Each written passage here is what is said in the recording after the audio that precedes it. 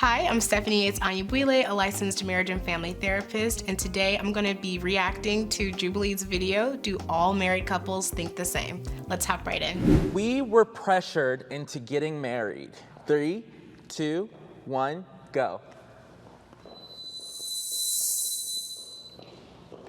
There's a lot of pressure in our church to get married, especially at our church school that we went to. Everyone gets married really fast. We got married after like 5 months because we wanted to, and we loved each other.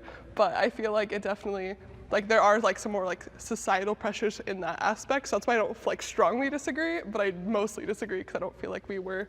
Yeah, I feel like we were kind of not necessarily pressured to get married, but it's more pressured to date for marriage. But then once we met each other and told our families, they were like, hey, maybe you should slow down. So we're more so pressured not to get married. I think it's interesting here because when they're answering this question about whether or not they're pressured in a marriage, everyone's thinking about family, friends, maybe intimate community. But in reality, the very institution of marriage is something that it's going to be very difficult for anyone, especially in our Western culture, not to feel pressure regarding, because it's the typical norm. This is the typical family structure, the traditional family structure that we see. The expectation is that you meet someone, you fall in love, you get married, you have kids, and every step of the way you're going to feel those societal expectations. So even though they put that they strongly disagree, it's very surprising to me to see that, because to some degree, most of us are going to, at the very least, feel that there is an expectation for us to get married at some point.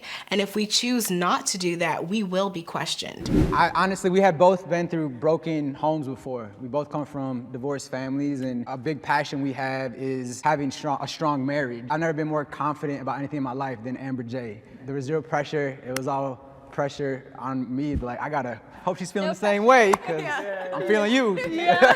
And we actually dated for less than a year as well. Yeah. But when you know, right? I definitely want to address the if you know, you know. And I think, obviously that's going to happen for people. Sometimes you feel that confidence right away that this is the person that you want to be with. But we do also have to address that idea within our culture, because there are times where, because we don't feel that immediate spark, we might question the legitimacy of a relationship. And a lot of times it takes getting to know a person, working past our historical traumas or experiences in relationships, working on ourselves. Sometimes, especially when we talk about things like attachment style, we might be attracted to relationships that make us feel what we might consider be passion, but it might actually just be chaos. And that's what we're talking about when we talk about a spark. And sometimes it's the boring, mundane relationship where typically you wouldn't be interested in being in that relationship because maybe you don't feel that spark or passion, but that might be the one that has the highest likelihood of longevity, because you do have that comfort and silence, or just being open with each other, and you don't feel the drama and the pressure that can come with those high intensity, with a lot of passion in the relationship. So I don't want people to walk away feeling like you need to know within a couple of weeks whether or not this is the person that you're going to marry, because sometimes it takes a little bit longer than that for us to realize that this might be the healthiest relationship that we've ever been in, and we like to see what happens if we were to continue it. So for some people that is the case, but it's definitely not the case for everyone. Women do more work in marriages. I feel like no one should be doing more work than the other person in a marriage, personally. I feel like in order for a marriage to work, you have to come at it equally. That might be just an idealistic view, but I don't know. Yeah, I feel like as a general statement, most of the women I know, and including the women who have raised me, had a job. They also took care of the kids most of the time. Most of the household chores also fell on on the woman, and I do just see that more often than not, that women take on 2 jobs, literally. Isn't that so interesting? That couple is married, and how far they are on the spectrum. And I do think it's interesting that it is a man who disagrees in general that women do more work. And on one hand, his sentiment is commendable, because what he's saying is that it shouldn't be that way. Women shouldn't feel a brunt of the labor. However, it also could be viewed as not recognizing recognizing the amount of work or effort that his partner is putting into the relationship and running their household. So I'm curious, if we were the fly on the wall, which one is right? You know, do they have equal distribution of the workload, or is she right where, you know, she ends up taking on a brunt of the job and she's doing two things, you know, working her full-time career and being, you know, a mom and a wife. And so I'm really curious which one of them is right. But I thought that was one of the most interesting conversations, that they're living in the same household with two different perspectives on how the workload is distributed. So I do think that the goal of equity when it comes to working within and outside of the household is a really good goal. You have to keep that in mind whenever you're making decisions about who is going to do what. But we do have to recognize, especially in a marriage, that there will be ebbs and flows in terms of the workload distribution. So for example, when you first have a baby, if you are going to exclusively breastfeed, that is going to be labor that is specifically for the woman in that relationship, because she's the person that is providing nourishment to the baby. And that's something that if you're talking about a heteronormative couple where the husband is not going to be able to contribute to that. So it's one of those things where there are going to be times where one partner is required to dedicate more time or energy to a specific task than another partner is. But if you keep that overarching goal of, we don't want one person in this relationship to become burnt out as we're trying to manage our household and our family, then I think it does make it easier when you make choices and say, hey, you've taken a brunt of that workload for the past year. Why don't I focus on doing this so that you can get a bit of a break? Just focusing on that, I think, will be a great way to make sure that in the long run, no person gets overwhelmed, resentful, burnt out in the course of just trying to manage this relationship and family. But it is a very lofty goal, and sometimes it can be pretty unrealistic. I have considered divorce.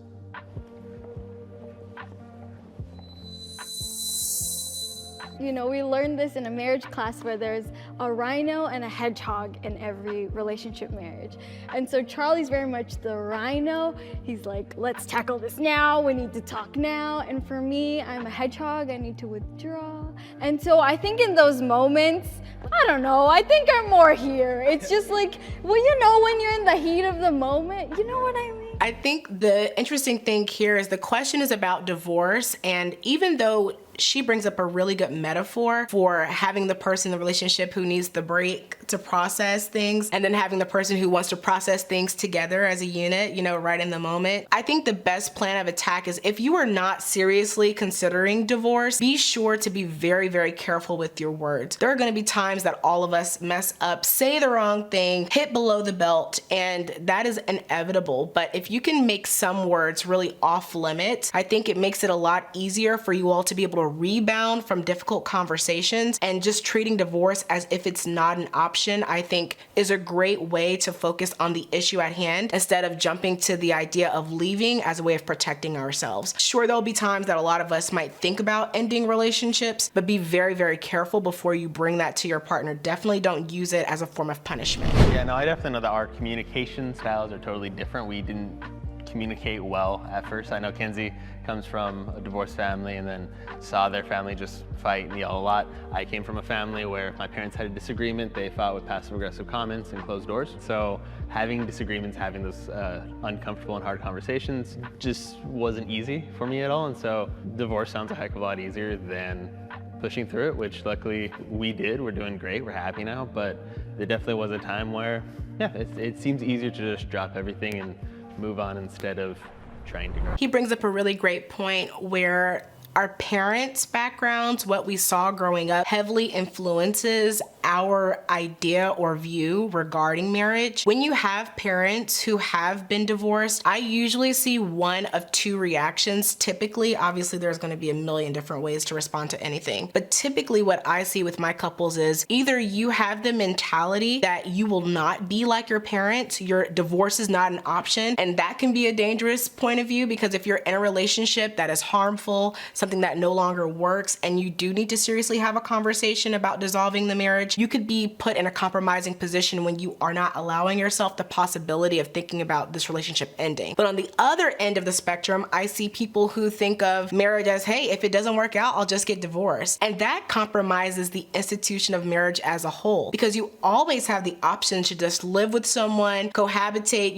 create a life together without actually getting married. But there is an obsession sometimes in our culture about weddings and that celebration. And unfortunately, I do see a lot of people who make that commitment really so they can have a big party and celebrate with their friends. If you're not sure about marriage, the institution of marriage, if you feel like, hey, if this doesn't work out, I can just get a divorce, my best advice to you is like, have a spiritual ceremony. You want to have that party? You don't have to go through the legal process, because it can be significantly more stressful and traumatizing to dissolve a marriage when you really weren't confident about the institution of marriage in the first place. And now you're going back and forth with maybe custody, with trying to split your assets, and it can be a lot more stressful. So when we talk about divorce, I think it's very, very important to think about our beliefs in marriage as a whole. And I think if we can be honest with ourselves about what we've seen in the past and what our expectations are, we can make a choice that's more authentic to what we really want.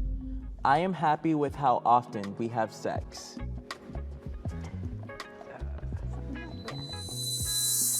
There's a hedgehog, there's a rhino, and then there's a rabbit. I feel like I'm the rabbit in this marriage. My expectations and like my sex drive is, my libido is very high, but it's always been that high. So I came in honest. It was on the table.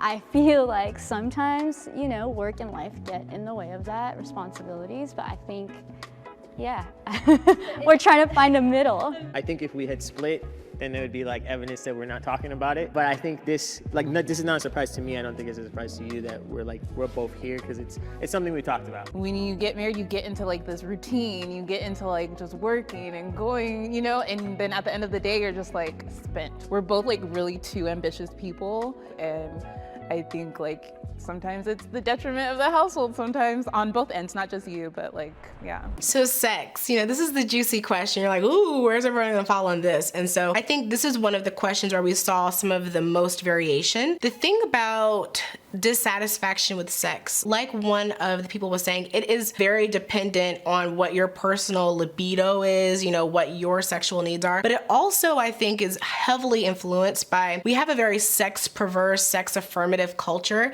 and people overestimate how often other people are having sex. I've had a lot of couples come to me, for example, and say they feel like a healthy marriage should have, sex maybe 3 to 4 times a week. That's their expectation. So when they are beneath that, they feel like they're failing. But when I ask them, are you in a position where you're often wanting sex and your partner's not able to provide it for you? For a lot of them, the answer is no. It's not that they want sex, it's just that they feel this guilt about not having it. So be very honest with yourself about your libido, your sexual needs. And I also encourage people to think about alternative options such as masturbation. If you have a really high libido and your partner's libido does not match yours, have an honest conversation with them about their thoughts around masturbation. Every couple is going to differ in what they think of as acceptable when it comes to their sex habits, what they consider to be cheating, for example, the things that might contribute to insecurities. But if your partner is comfortable with it, and this is a great compromise for you all to have your sexual needs met and not have a lot of friction in your personal relationship, then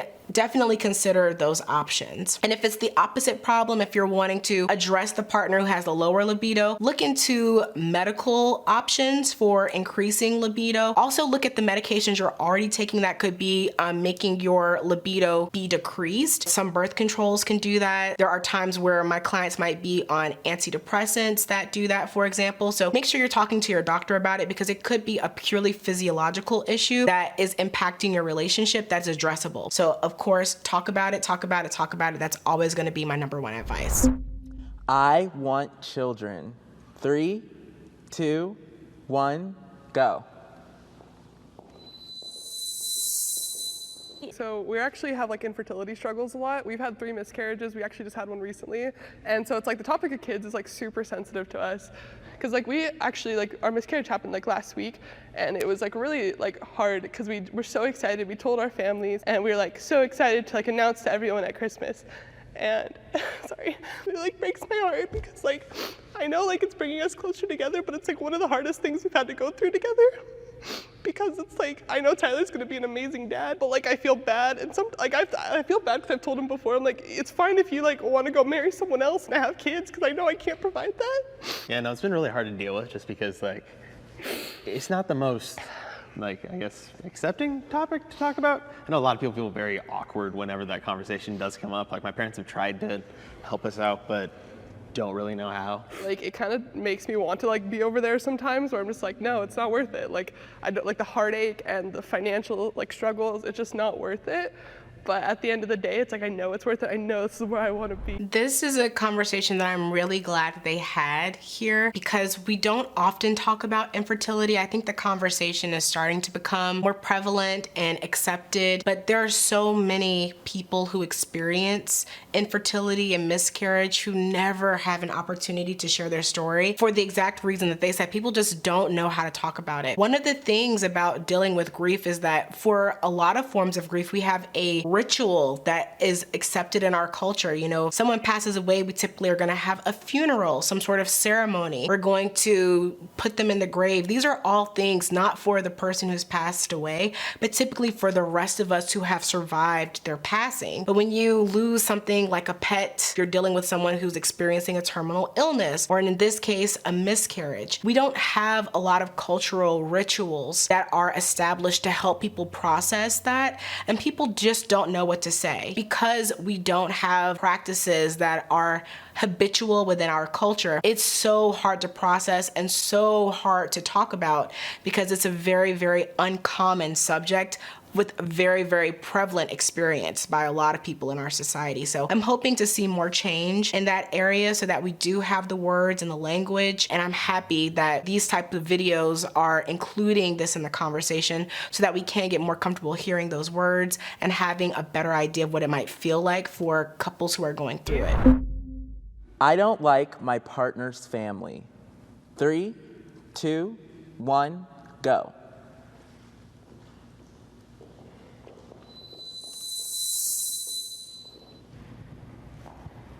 Challenging. Speak your truth. I know. I think there are certain members of your family that I absolutely adore. I don't like to. It's okay. And I think there was a time and place where I really wanted to love your mom. And then there's a time and place where we just can't. I have very thick skin. I knew what I was like signing up for. I've dealt with like homophobic people just like anyone else, and there's a lot I can handle. But what I can't handle is seeing you hurt, and that's the hardest part because like you're so amazing and she's gonna miss out on so much. I mean, I totally understand why you're standing there. I wish you could stand here with me, but I was raised in a super homophobic family, and unfortunately, you can't really choose who you're born into, so I totally understand your frustration because I carry that frustration and I've carried that throughout my whole life. I think this is the silver lining, right? Like when I married you, I gained a family, and even though I might disagree with certain points of view in your family, overall your family has been loving from the moment I stepped into your life, and I'm really appreciative of that because I feel like I put a lot of pressure on my friends because they are my family. But when I met you, I feel like your family filled in that hole. I think that's like the beautiful thing about marriage is that like you get to set like a new precedent. Like you get to set a new like standard for your family. And like that's what's so beautiful about it. Like you don't have to take on, you know, what your family brought or what your family gave to you. You guys can make something new. So I feel like they really said everything that I would say. The first thing that I really appreciated was seeing the level of empathy that she had for her partner. Just knowing that you hurt with your partner can make them feel less alone. Sometimes we feel the need to be the strong one in the relationship, and sometimes that is needed. But I think what's much more powerful is when our partners don't have to feel alone in their suffering, and she can just celebrate the fact that she is a part of a new family that does celebrate her and her love, while her partner is able to support her as she's dealing with struggles with her primary caregiver, her mother, the person person who should represent safety and a safe haven for her. And so I love how they handled this conversation. And I think it really just speaks volumes to how strong their relationship is, that they were able to provide each other with support and fully, for the other partner, fully integrate herself into her partner's family. They really said everything. But yeah, getting married and starting your own family is one of the most beautiful things, I think, is rewriting the history that you were born into. There are things my partner doesn't know about me. 3, 2, 1, go. But for me, it's like I've had like a lot of like hardships in my life that's like it takes time to unlock, you know what I mean, and like talk about. And I feel like if I was to, like trauma dump, like you'd need therapy too. I mean, you did trauma dump on me like before we met though. Like, oh yeah, we met on a dating app, and her first messages to me before we were going on a date, she was like, by the way, I went through this, and this within the last like 12 months or so. I trauma dumped on you on our first date, so I was like, okay, if she's still here at the end of the day, then obviously I have to marry you. And like, here we are. And I think if there's anything I don't know, it's the new things that we explore together, not necessarily super focused on the past, like what you ate on your 3rd birthday, like probably don't know that. But like, let's go explore something new because like you're my future. What I thought was interesting here is I didn't expect these people to be honest about the fact that they keep things from their partners. It was refreshing to see so many people on the agree side because this is typically what I'm working with my couples. I've seen couples who've been together for 20 plus years, and the things that come out in couples therapy, it's so interesting how that wouldn't be a focal point of the conversation even when they were dating. Most of the time, we don't want them to feel the same burden and baggage that we feel every day, and that's really, we're doing it as an act of love and protection, but it can be very harmful to the relationship because you'll have certain reactions to things, triggers that your partner does not understand at all because they don't understand that history. But we talk about the concept of trauma dumping. I'm one of those people that I feel the strongest relationships are relationships where you do have that safe space to process your trauma. And if you feel that you need to protect your partner from your trauma, you're going to be in a relationship, but in a way still be doing life alone because you're still walking around with all of those things that have made you feel insecure, fearful, angry. You're still dealing with those things with really no space to process. Now, obviously, I'm a huge advocate for working through those things in therapy, but you typically see your therapist at best once a week for maybe 50 minutes. You need a space outside of therapy to be able to process these things, and a secure relationship is a great way for you to feel safe and make sense of what's happened to you and even make sense of guilt you might have about what you've done to others. It's very, very important to be able to process your history with your partner, and the more you can share and the safer an environment they can provide you with, I believe that's the stronger that your relationship can be. I'm with my soulmate. 3, 2, 1, go. This is an interesting question. Me being over here is not me saying that you're not the person that I'm supposed to be with. It's just me saying that like I had so many opportunities to do so many different things and go down different roads in my life. And I chose this one. And then every day I'm gonna have to continue to choose this one. Yeah, I didn't know that's what soulmate meant to you. Yeah, first time hearing you explain it that way. I mean, for me, like soulmate is just someone you just know you want in your life. Like there's just nothing else, like I had no hesitation. See, this is the difficulty with terms like soulmate, right? Because it's not a clinical term, it's a colloquial term. So we can ascribe whatever meaning to that word that we want. Now, I do think that they both probably modified what soulmate means to them in this conversation, because if they were both to be brutally honest, I think the conversation would not have gone over as smoothly. This is definitely a let's take this offline type of conversation. You could see she was, to me, it seemed as if she was, a little disappointed in the fact that he was over there. No one wants to feel like their partner feels like they could be with someone else. But I think when we talk about soulmates, we're all talking about our personal experience with dating and relationships. That's the only thing you can pull from. I can say for myself, I definitely did not believe in soulmates until I got into my relationship and I was like, okay, I don't think there's anybody else.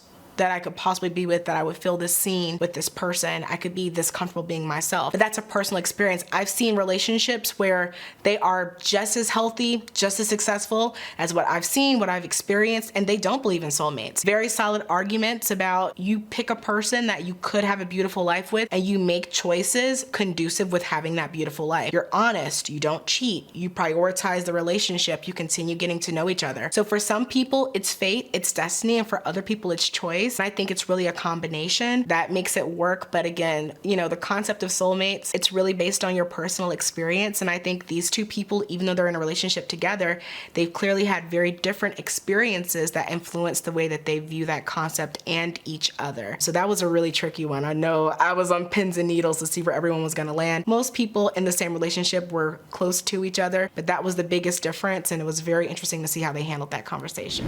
And so I feel like we did not meet by accident. It was definitely a divine orchestrated event for us to cross paths, since I grew up in LA and Charlie grew up in Detroit, Michigan. And so it was for a reason. Good marriages don't just happen, right? It definitely does take work, intentional time, but I wouldn't want to do it with anyone else, so. Jay is a lesbian. You've loved women from like very beginning. I identify as bisexual. Before I met you, I never wanted to get married. When I was with women, maybe I wanted men. When I was with men, I wanted women. It just felt like there was always something missing. And then I met you, and everything changed in my soul, in my body, in my choices. Like, out of whatever billion people in this world, you just match with one, and like the universe aligns. It's just too much work for the universe. Like, I feel sorry for it. But when it works out, there's just no other explanation that so much inside of me can change by meeting one person. That is a wrap.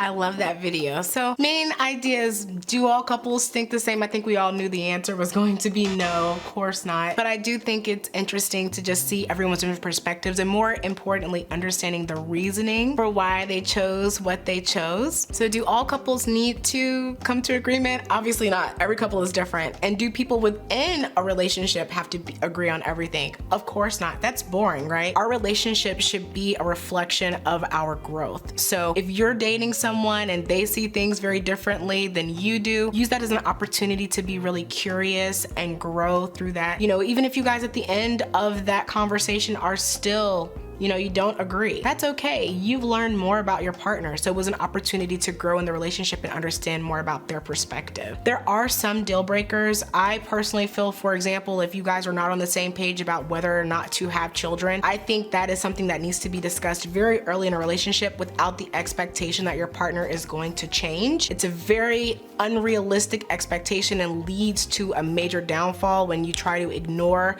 those kind of glaring life value differences and just be together because you're in love. It's a recipe for disaster a lot of times. So there are some things that are deal breakers, but most of the things that they talked about in this video, I think are things that you can hold the capacity for you and your partner to disagree and still have a successful relationship. If you and your partner do have these disagreements, the best thing you can do is continue asking one another open-ended questions. What's an open-ended question? It means that the answer can't just be yes or no or a one-word answer. You want to foster conversation with your partner, learn more about them, be open and flexible to learning more about yourself, and more importantly, being flexible and open-minded to changing your views. If what your partner says makes more sense than what you're saying, be open to that, don't be rigid. And if you guys land on different ends of the spectrum, that's okay, as long as these are things that you both have the capacity to still create a beautiful life together, disagreeing about this thing. Thank you for watching. For more information, see the description box below. For more videos like this from Healthline, like and subscribe. Thanks for watching.